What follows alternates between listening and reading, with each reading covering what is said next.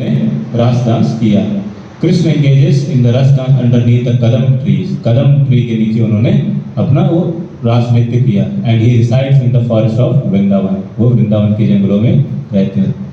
He increases the ecstasy of his devotee. He is the reservoir of all love and is transcendental Cupid. Cupid यानी कामदेव। तो भगवान को क्या बोलते हैं? Madan Mohan.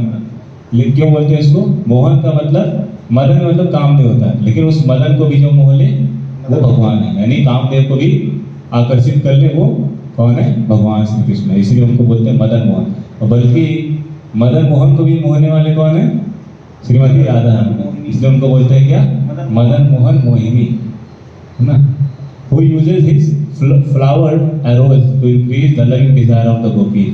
He is the pleasure of the gopis' heart and the word of all wonderful qualities. यानी वो गोपियों के प्राण स्वरूप है और सबके हृदय में रहते हैं। Lord Krishna is the life of river Yamuna. यानी जो यमुना महारानी है उनका जीवन है। He is always absorbed in enormous pastime and he is the moon of the gopis' mind, which are like the chakora birds that subsist only upon moonlight. O mind, obey this word of mine and sing the glories of Sri Krishna in the form of these holy names, which are full of nectarian melodies. यानी भगवान का नाम क्या है? बहुत ही अमृतमय है।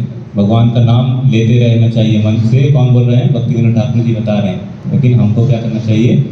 जो बता रहे हैं उसको फॉलो करना है कि भगवान का ग्लोरीज गाते रहना चाहिए। कैसे?